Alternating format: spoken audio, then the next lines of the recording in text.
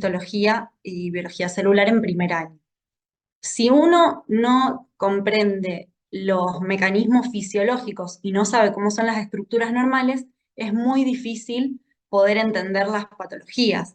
Entonces, si ustedes se encuentran frente a temas que no recuerdan bien la morfología y la fisiología normales, eh, les recomendamos, en realidad es parte de lo que se supone que tienen que hacer eh, con el estudio, que es repasar para poder después profundizar en los aspectos fisiopatológicos de esos órganos o sistemas o aparatos.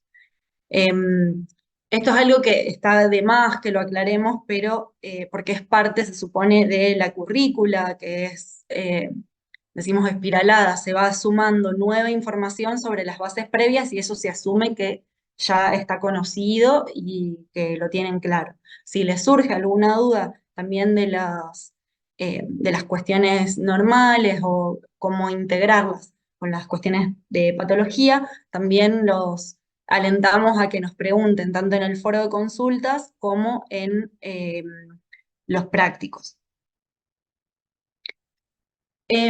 Con respecto a lo primero que habíamos visto el jueves pasado, hablamos en primer lugar de las reacciones de hipersensibilidad.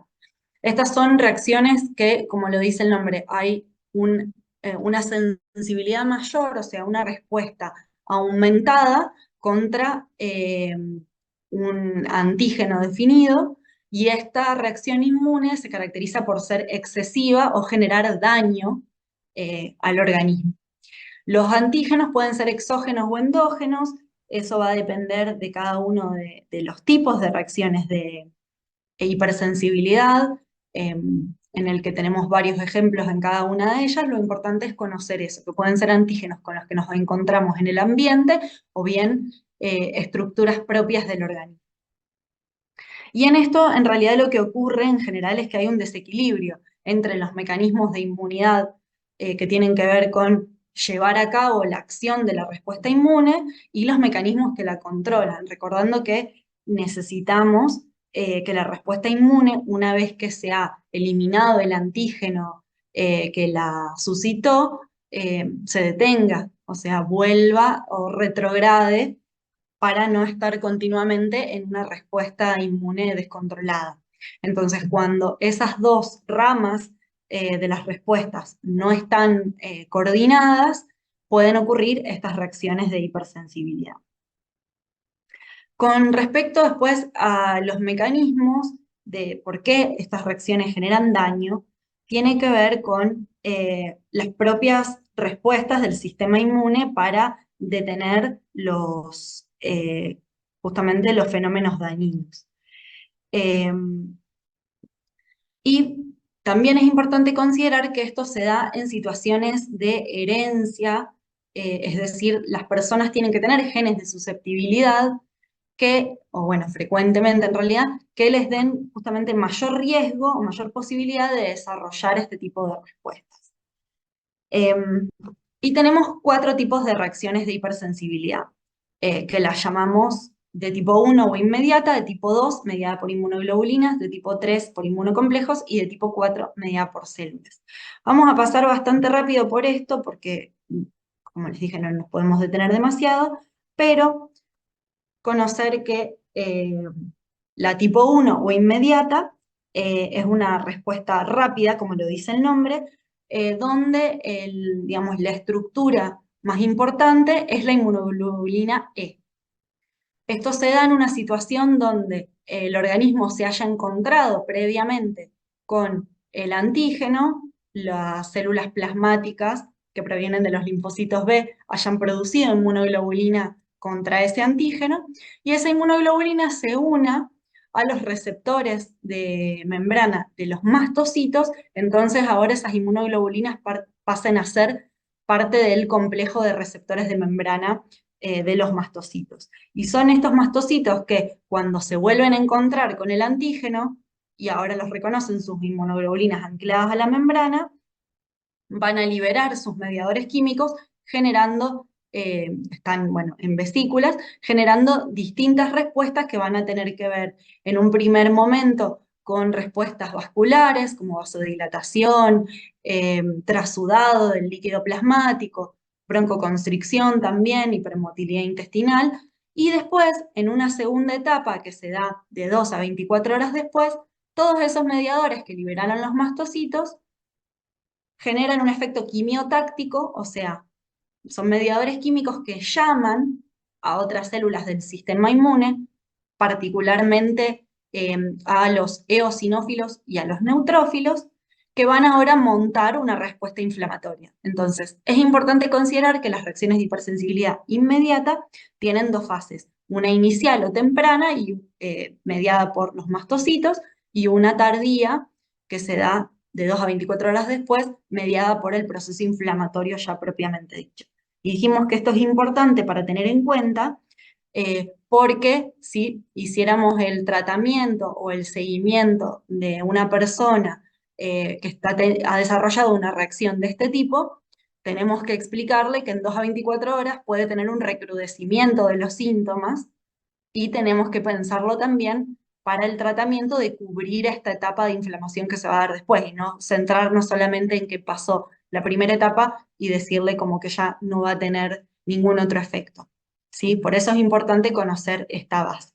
Y los ejemplos que tenemos para ver, principalmente el asma atópica, que lo vamos a ver bien también en profundidad cuando veamos patologías respiratorias, y una de las más conocidas, que es la urticaria, que es la respuesta, eh, digamos, alérgica, eh, que se manifiesta en la piel en forma de estas placas que aparecen de forma rápida, rojizas y sobrelevadas, y que también, como dijimos que había una respuesta vasodilatadora y con trasudado de líquido, se va a producir edema en general en esas regiones, y cuando se da a nivel de las mucosas, eh, se puede manifestar de estas formas, como se ve en este caso, y en el siguiente, que es lo que llamamos angioedema.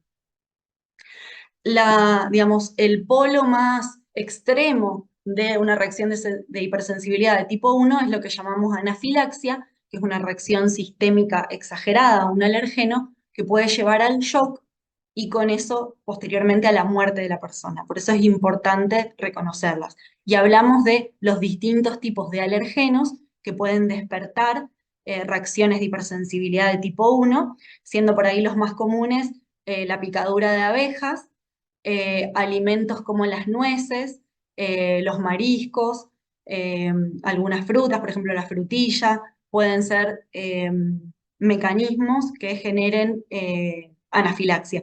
Y también importante considerar los fármacos, esto acá lo consideraríamos, si fue indicado por un médico, una iatrogenia, por eso es importante que siempre se consulte a las personas antes de indicarle un medicamento si alguna vez tuvo una reacción alérgica a algún medicamento que haya tomado, porque puede que se vuelva a repetir, probablemente se vuelva a repetir si damos el mismo fármaco o a veces si damos fármacos de la misma familia. Entonces eso es importante, preguntarlo y consignarlo en la historia clínica. Después tenemos la tipo 2, que es mediada por inmunocomplejos. Acá, perdón, por anticuerpos. Acá los efectores, digamos, los protagonistas de esta reacción son los anticuerpos que pueden estar o bien como receptores de membrana en las células o estar circulando libres y van a reconocer un antígeno y generar una respuesta inflamatoria o bien ocupar lugar, por así decirlo, e impedir una respuesta fisiológica normal, o sea, interferir con otras funciones. Y los dos ejemplos por ahí más importantes que tenemos para nombrar son la enfermedad de Graves y la miastenia gravis, que son también dos enfermedades autoinmunes. ¿Por qué? Porque hay anticuerpos que se forman contra estructuras normales del organismo.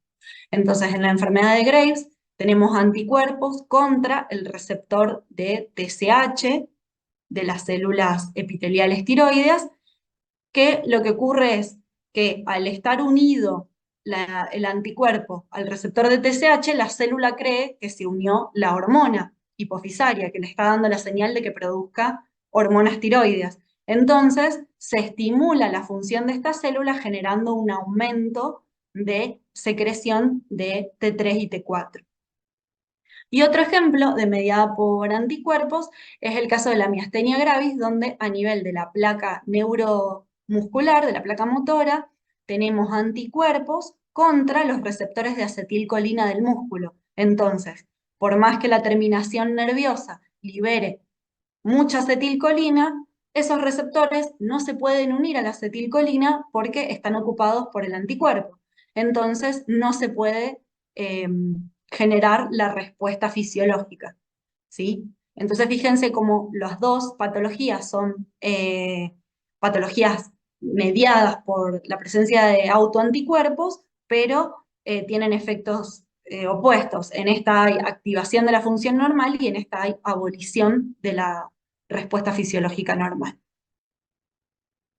El tercer tipo de reacción de hipersensibilidad es la que llamamos de tipo 3, que es la de inmunocomplejos. Inmunocomplejos es justamente la estructura que se forma de la unión entre un antígeno y su anticuerpo correspondiente.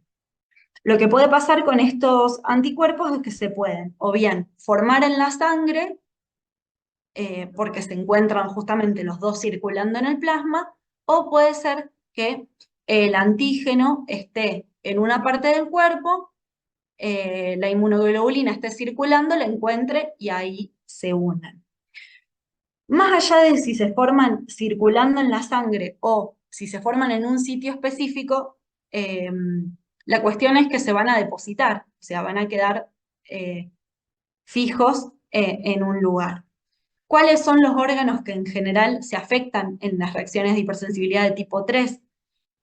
Los riñones, porque dijimos que tienen una circulación muy rica y sobre todo capilar, entonces, y además distintos mecanismos físico-químicos que hacen que sea un sitio muy propenso donde se depositen, o sea, terminen como precipitando los complejos antígeno-anticuerpo, y también las articulaciones y los vasos sanguíneos de pequeño calibre, por lo mismo esto que hablábamos en el riñón. Entonces, es común que estas reacciones se manifiesten como glomerulonefritis, eh, artritis y vasculitis. Y lo importante que conozcan es que el daño que se produce por el depósito de inmunocomplejos es lo que llamamos necrosis fibrinoide. Fibrinoide, no, o sea que se parece a la fibrina, pero no es fibrina. Y fíjense que es lo que la caracteriza es que esta pared de este vaso está reemplazada por este material francamente acidófilo, porque está teñido bien con eosina, se ve bien rosado y amorfo, no es que tiene una forma ni de glóbulos ni de fibras, ¿sí? Y esto es importante que conozcan esta patente histomorfológica que se da en estas reacciones. Bueno, y nombramos un ejemplo de reacciones sistémicas y reacciones locales. Y después, en las reacciones de hipersensibilidad de tipo 4, son las llamadas mediadas por células. Acá en la sistémica me olvidé decirles que el ejemplo más importante es el lupus eritematoso sistémico, que ahora me doy cuenta que no quedó esa diapositiva. Bueno, después de última se la subo aparte. Que la vamos a ver también como patología autoinmune, que es importante que la conozcan, que es una patología que tiene afectación sistémica principalmente en la piel, en los riñones, en las articulaciones, y bueno, es importante conocerla porque a medida que vayamos viendo en el resto de la materia distintos órganos, sistemas y aparatos, vamos a ir viendo cómo el lupus puede afectar a muchos de ellos. Y bueno, volviendo a la tipo 4, es la mediada por células. Acá la respuesta inflamatoria va a estar, como lo dice el nombre, mediada principalmente por linfocitos. La gran mayoría tiene que ver con esta forma de respuesta que tiene que ver con los linfocitos TCD4, pero hay otras que se relacionan con los linfocitos TCD8. Lo importante de conocer de las reacciones de hipersensibilidad tipo 4 es que explican el mecanismo de formación de los granulomas. Los granulomas son esta forma de respuesta inflamatoria crónica, en la que se genera una estructura que está compuesta por macrófagos activados que se van uniendo entre sí, fusionando y formando células gigantes multinucleadas. Además, esta respuesta es acompañada por una corona de linfocitos que está por fuera y finalmente, tratando de contener toda esta reacción, hay fibroblastos que van desarrollando la fibrosis con justamente la intención de contener ese proceso inflamatorio y de resolverlo posteriormente. Y nombramos que muchas patologías que también conocemos como patologías autoinmunes son mediadas por este mecanismo. Un ejemplo es la psoriasis, que es esta, digamos, patología crónica eh, caracterizada por lesiones de tipo placa rosadas con descamación. Es muy frecuente que se dé en sitios eh, del organismo como cercano a las articulaciones, sobre todo en codos, rodillas, y en algunas personas se puede relacionar con afectación articular. ¿Sí? En general, la mayoría de las personas tienen solo afectación cutánea, pero es importante saber que pueden tener también efectos a nivel articular. Y después otro ejemplo es la diabetes mellitus tipo 1, donde la respuesta mediada por células se da contra las células del islote de Langerhans. En esta imagen tenemos parénquima pancreático, donde solo quedaron los acinos del páncreas exócrino, que secretan las enzimas pancreáticas digestivas, y donde acá debería estar el grupo de células del islote de Langerhans, tenemos eh, este proceso inflamatorio representado por los linfocitos, que son estas células pequeñas de las que se ve prácticamente solo el núcleo. Y después, sí,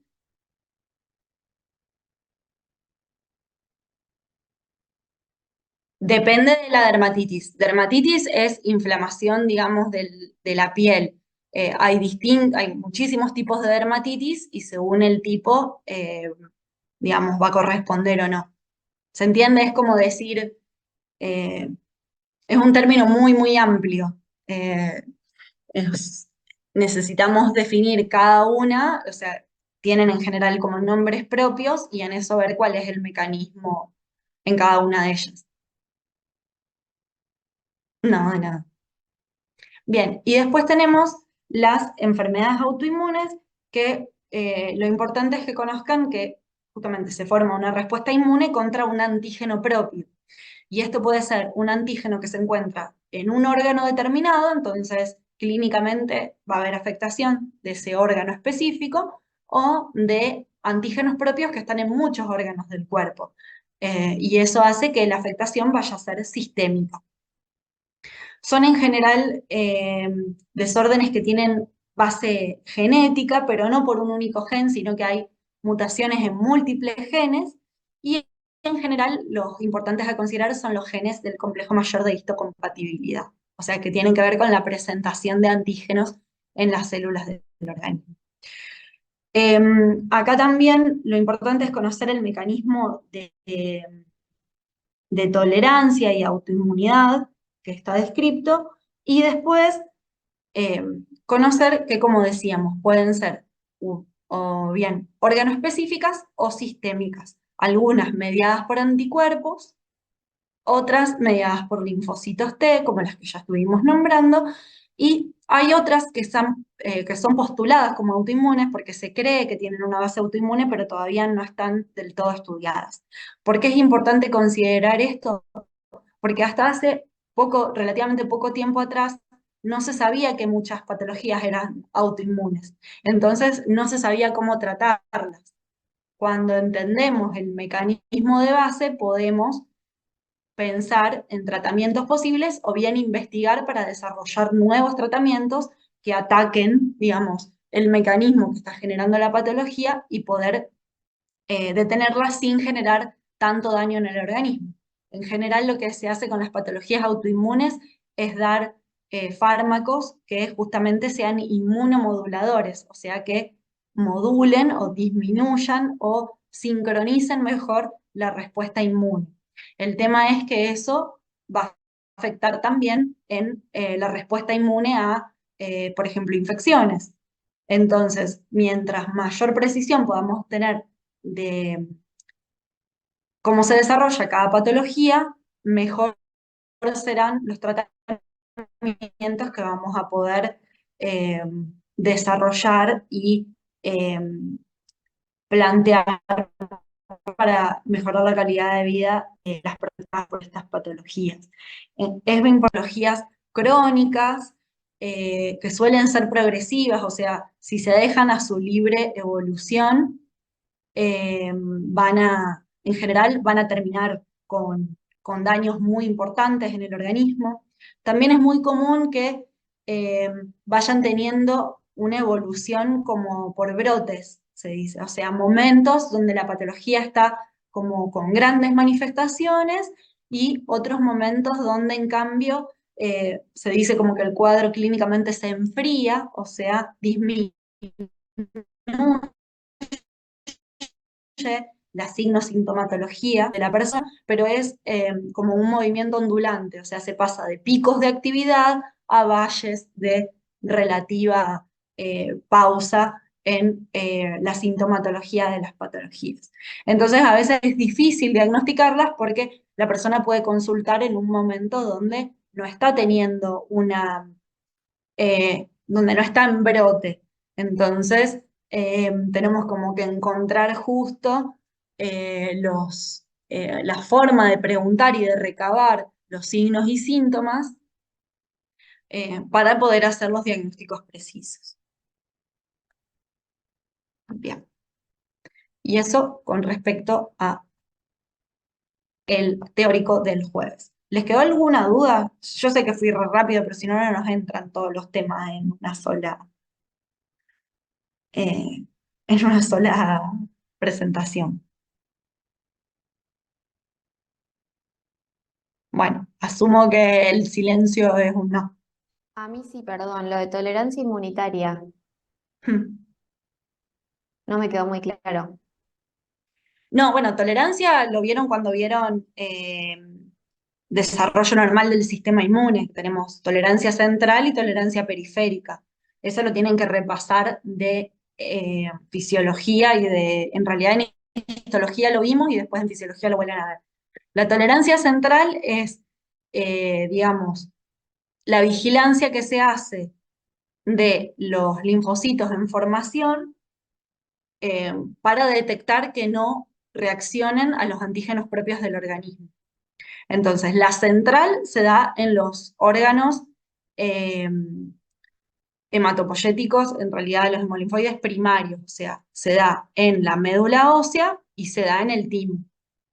Mientras se están generando y están madurando esos linfocitos, se va evaluando que no reaccionen frente a los antígenos propios.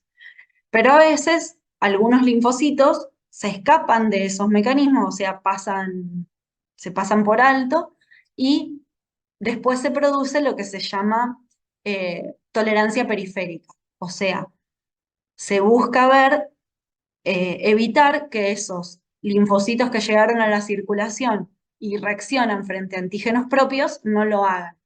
Entonces, hay distintos mecanismos en el sistema inmune para eh, evitar que se activen. Uno es estimular la apoptosis, o sea, si un linfocito reacciona frente a un antígeno propio, eh, se tiene que morir porque no tiene que seguir circulando por el organismo y atacando a ese antígeno. Otra opción es que quede en anergia, o sea, queda vivo pero sin funcionar. Y otra opción es que sea suprimido por otro linfocito, que son los linfocitos T reguladores, cuya función justamente es esa, controlar a los que están actuando de más. ¿Se entiende? Eso revísenlo que ya lo hemos trabajado en años anteriores. Pero bueno, sé que es mucho y que por ahí hay algunos conceptos que no están muy claros. Lo que pasa es que si ahora volví a hacer el repaso, no nos da el tiempo para ver tampoco lo de hoy. Em, Bien, vamos a pasar a la presentación de hoy. Quedan más o menos 5 minutos em, de esta reunión, pero no quería, o sea, si salimos ahora y volvemos a entrar, se tarda mucho tiempo, o sea, se corta igual cuando llega su tiempo. Así que vamos a empezar aunque sea con la introducción, así nos va dando el tiempo.